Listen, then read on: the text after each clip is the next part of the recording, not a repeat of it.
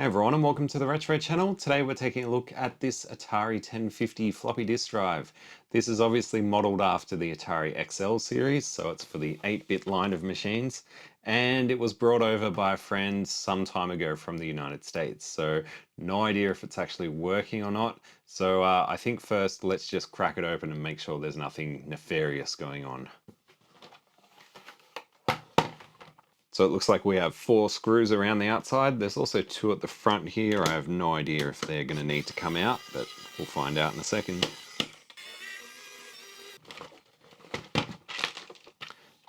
Okay, so the screws at the front appear to hold this cover part on, and that doesn't want to release. Good thing is they're the same size as the rest of the screws, so at least I don't have to worry about them getting mixed up. Now will it release? Yes, a little bit of dust, but nothing special. And inside, yeah, a little bit of dust, but it's pretty clean overall. So this has a DC power supply and some voltage regulators built in. The actual external power supply is just a AC transformer. So this one being from the US, it's 120 volts and it outputs 9 volts AC, 31 volt amps, which is approximately 3.3 amps, I think. So initially I'll just use my step down transformer to power this thing up. There's just going to be another transformer inside this thing, so there's not much that can go wrong unless the windings have shorted, but I somehow doubt it. Let's continue looking inside here though. So yeah, like I said, everything looks pretty clean. I might just check out these voltage regulators. There's one over here and there's 1 or 2 over here. So I'm guessing 5 volts and 12 volts is what this drive is going to use. 12 volts for the motors and 5 volts for all the logic. Now, does this part, okay, the drive part just lifts off.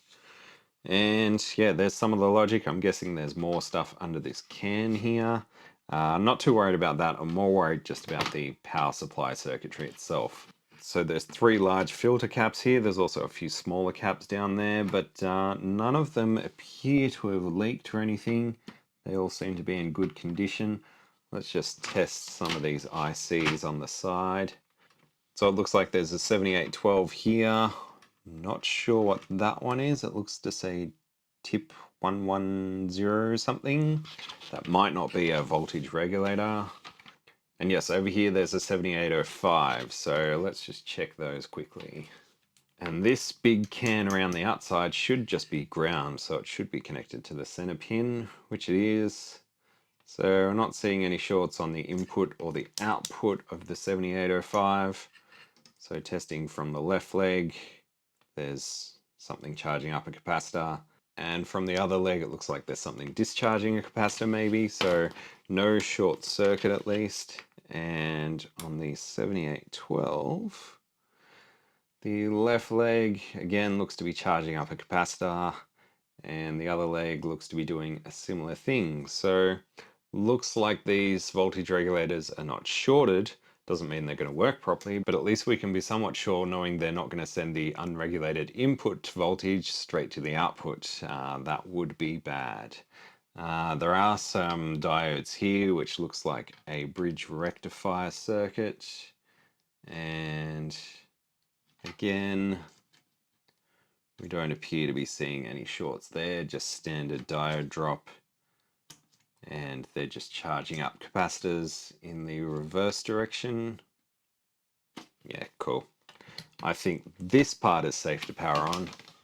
Let's just quickly check this transformer. So the input side, which would obviously plug into the wall, it looks to have stabilized around 40 or 50 ohms. That's probably about right for the primary side. And the secondary side, because it has far fewer windings, should read a very low resistance. Yeah, very low in fact. Let's plug it in and see what happens. Checking the resistance of the coils isn't the ideal way to check a transformer, but that's probably the easiest way to give us a rough idea.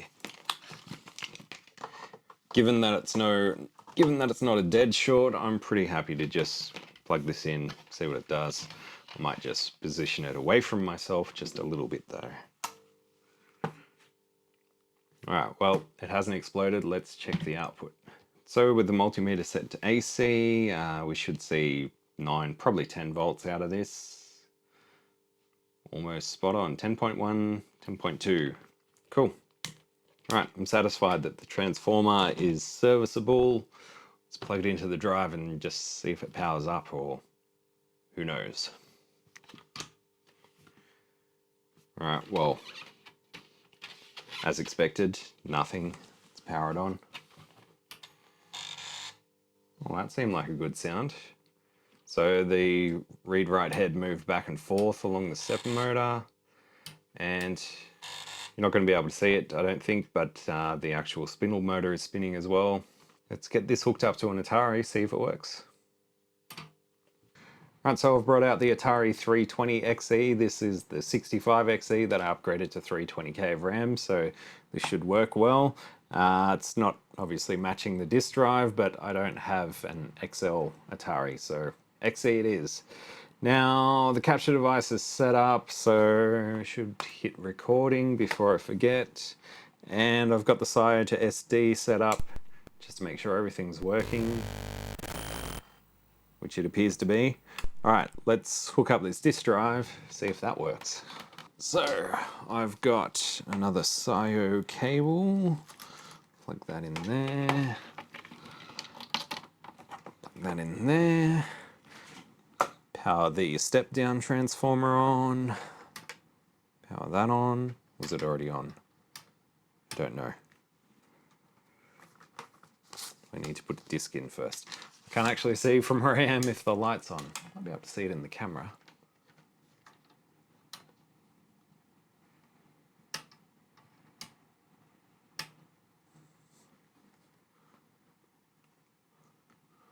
Why do we not... What? Okay, so the drive has suddenly died. Well, that's unfortunate. In fact, the step-down transformer has gone silent. Usually I can hear it humming away. This is also plugged into it. And it's also not working. Not getting anything out of the step-down now. Well, that's annoying. Well, I think the fuse for it is intact. So, who wants to go on a side quest? Fuse is intact. Just zoom the camera out so you can see it. So this is a little step down over here, and the light comes on, but nobody's home. Let's have a look on here. Nothing, nada. Dead quiet. And yeah, desoldering gun, the light should come on here.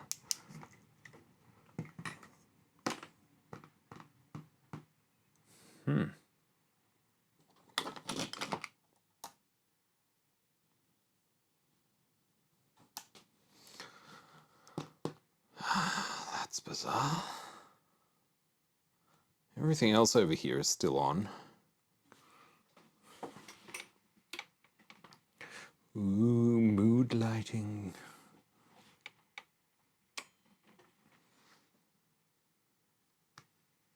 It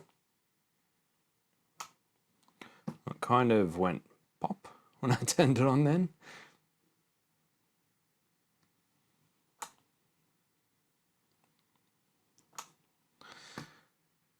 There's definitely something wrong in there. Right, well, who asked for a step-down transformer repair? I didn't. Right, on the inside, big whopping transformer. What did you expect? There's a dead bug in there. Is that the problem?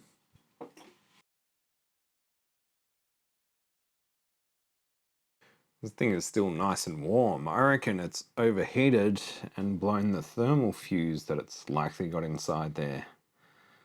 There's pretty much stuff all I can do about that. Damn.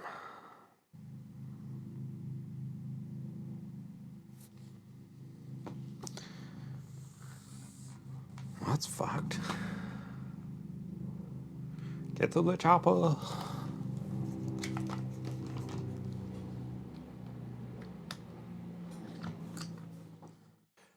So it's the next day. I just left this thing overnight just to cool itself down. What I'm thinking of is I should probably check the actual resistance of the secondary coils. So I'm just going to stick this in the front here. 2.5 ohms. So they don't seem to have gone open circuit.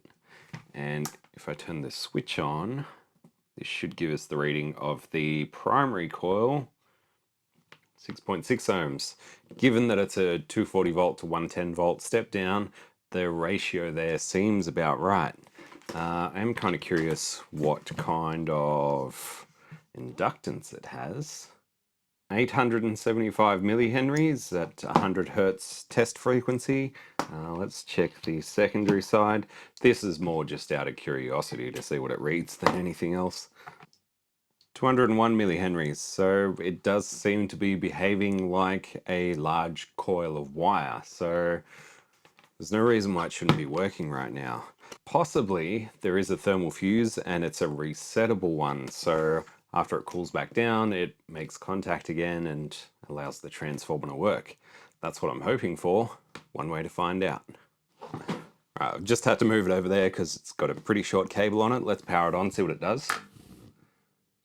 So I don't know if you can hear that, but I can hear the transformer now humming again. So dare I say it's working as it should. We're set to AC, so we should get around 110 volts out of the front here. 111.3. So definitely a resettable thermal fuse. That does beg the question, how do I stop it from overheating? So in between pulling apart the drive and actually bringing out the Atari yesterday, I left this running just by itself for a couple of hours while I went off and had lunch. So it's possible that it just warmed up so much and overheated and tripped its own thermal fuse, which has now reset itself again. So I should probably look at maybe modifying this case a little. The air vents are just, two slots on either side, and there's nothing in the bottom of it, obviously nothing in the top, so I don't think there's going to be enough room to fit a fan in there.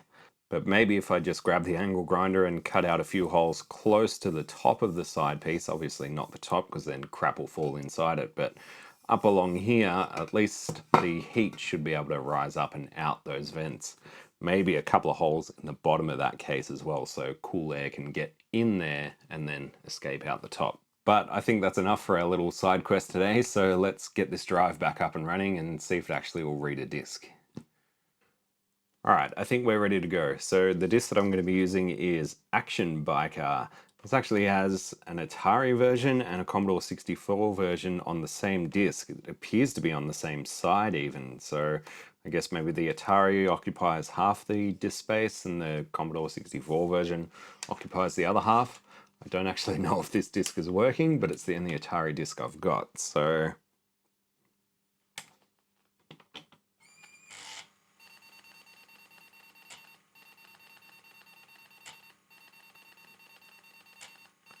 Well, it appears to be doing something.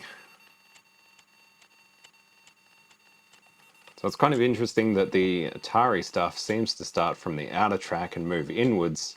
I guess the Commodore stuff is going to be on the inner tracks, and generally track 18 is where the directory is stored on a Commodore format disk. So, okay. Well, the game appeared to load, and I'm guessing at this point I need a joystick, but yeah, that seemed to work. So the disk appears to be good, the drive appears to be good. Let's see if we can create a disk of our own. So I'm going to plug the SIO to SD in this other port, and I guess flip one of these switches to change the drive number on the actual disk drive, because the SIO to SD should be set at disk 1. So if I power this on, it should boot from the SIO. Ooh, that's not good.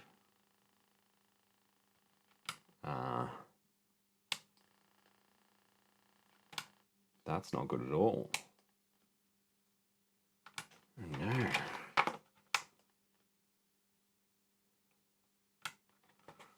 Don't tell me the 320XE just crapped itself.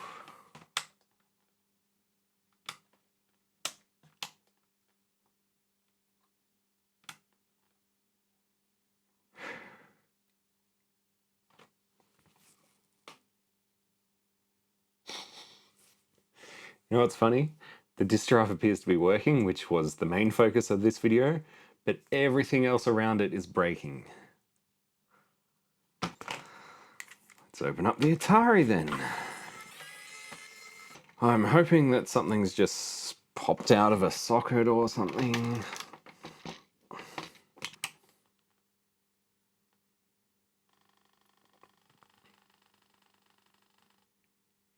Okay, yes, maybe the CPU, which I had to replace, that was the main issue with this machine, maybe that just wasn't seated properly. I sure as shit hope so right now. Don't need anything else breaking.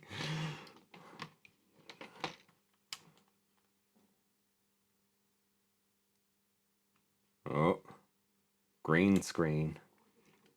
I'm just gonna pop that out for a second. There, this was like a new IC or new old stock or something, so the legs on it look perfect, and the socket that I put in looks perfect. Put a tiny bit of contact cleaner in there just in case. Oh, that went in a lot easier.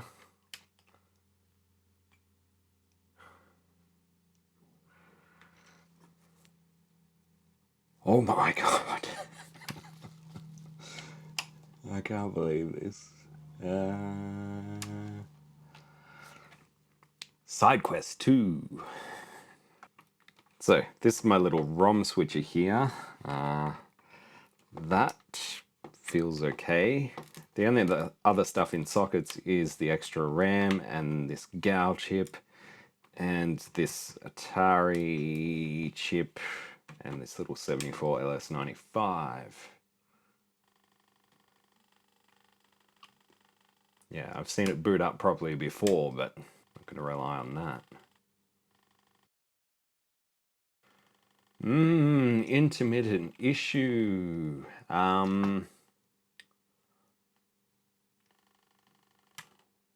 Great.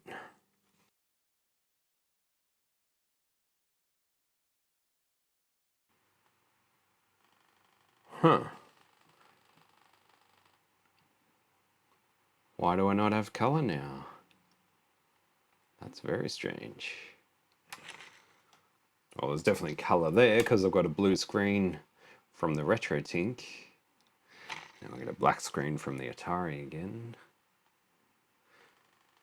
Alright, and now I have a working system without color.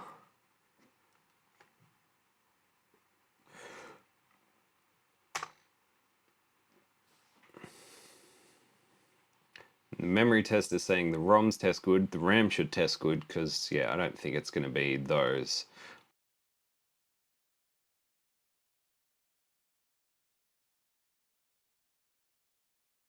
Alright, I'm going to pause here and have a little think about this. Hopefully we'll be able to actually test this disk drive properly, but at the moment the universe is against us. Wow. Okay, crisis averted. There were actually two separate issues going on here. One of them was a dodgy S-video cable, so I've replaced that. That's why we were losing color, because the chroma kept dropping out. The other was that I was powering this machine off this power bank, which doesn't seem to provide enough current during the first startup. So every so often it would fail to boot properly, and that's the issue that we were seeing. So always suspect dodgy equipment over failed ICs, I guess, is the lesson, if there is one. Anyway. Alright, drive is working. Atari is working. Side to SD is working. So this is set to drive 1. The disk drive is set to something other than 1. Let's throw this disk in, see if we can make a copy of it. It's time to copy that floppy. So for this, I'm using CopyMate XE 3.8, which I found works reasonably well. I did some tests just with the SATA to SD, just copying it from one disk image to another, and that seemed to work. So let's see how it goes with a real drive. It does also take advantage of the extra RAM available in this machine, so that's kind of why I leant towards it. I did try out some other programs like I think there's Diskmaster 2 and a couple of other things, but this one seemed to be the most reliable. So for this we want our source drive to be whatever that's set to. And it looks to skip 3 and 4, so I'm guessing that's currently set to 2. The destination drive, we're going to set this to 1, and on the SATA to SD I'm going to hold the little shift button and make disk 1 an empty disk image. I think we do need to format it though, even though it's technically not a real disk, it still needs to be prepped before we can write to it. So it's going to copy from that disk onto this disk, and we should be good to go.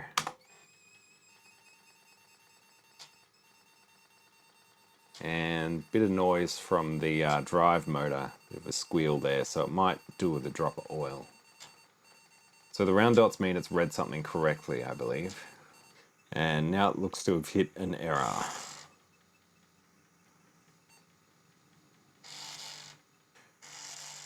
Right, so it could be that it's hit the Commodore 64 portion of this disk, so we can hit select, and that should stop trying to read from the source. Maybe.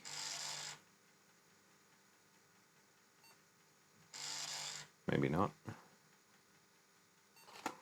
Okay, yes. So now it's writing whatever it got to our new disk. It skips any blank sectors, so yeah, that's the new disk written. Hopefully we got enough off that for this to work. There's one way to find out. Back under that same folder, there should be a new disk in there. New triple, quadruple zero.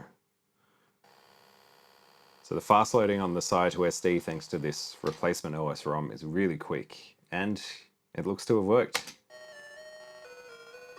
Cool. We pirated a game.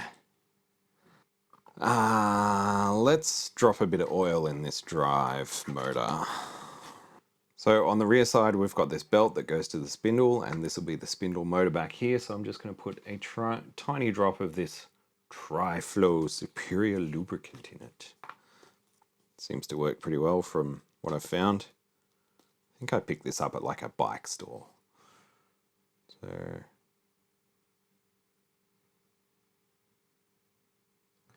we go, just the tiniest little drop in there, and we'll just work it back and forth a little bit and just mop up the excess. That's it. Put the tiniest drop on the stepper motor as well. And I guess while we're in here, we should clean and lubricate the shaft. So a bit of IPA just to clean them off. And then I use just a little bit of silicone lubricant to pop back on there. In fact, this might be lithium grease. Lithium grease? Silicone. It is white lithium grease. I just put it in this little bottle so I could squeeze it out easier. Again, I'll just clean off the excess, and this also works to just work it around the shaft.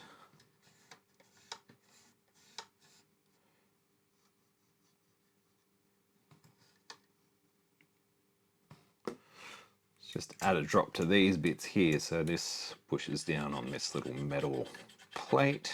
Just clean that. Alright, that feels much smoother. I think that'll do it for now. Let's plug this all back in, and we'll try and copy, left it powered on, we'll try and copy a disk image to a real floppy. Alright, let's try and copy Action Biker just back to a real disk, see if that actually works. Alright, so on the SATA to SD, we're going to find that disk that we made. Was that it? That's right, new ATR. New ATR is loaded as disk 1 on here. That's still set to drive 2. So source drive 1, destination drive 2. We probably should put format destination on because I don't know if that disk is formatted or if it needs to be for Atari. I guess it's probably Commodore formatted, so it probably needs to be formatted.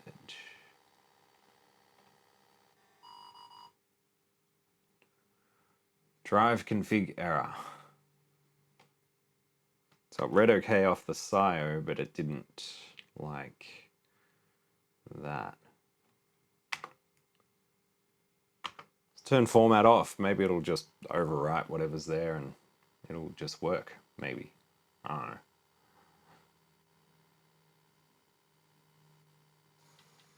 Okay, now it's working. So we just sit back and wait.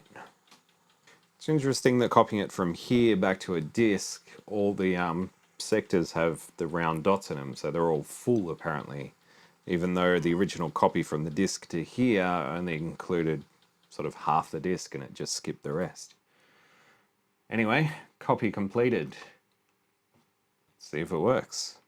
So I'll unplug the SIO to SD, just turn that off, set it back to the first drive, and it should auto boot back to Action Biker, if we're lucky. Oh, power on the Atari. It's reading the disk. Looks like it worked.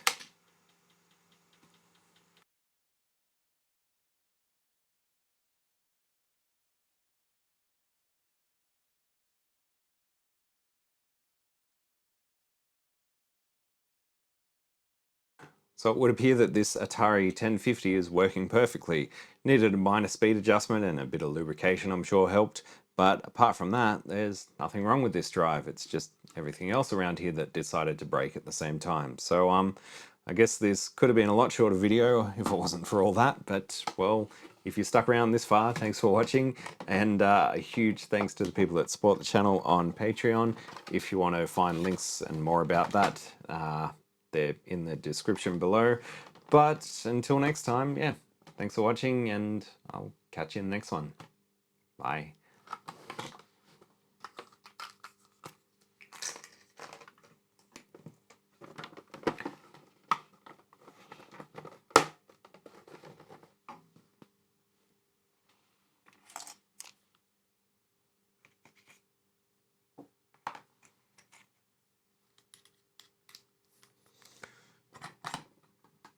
Turn you off before you overheat.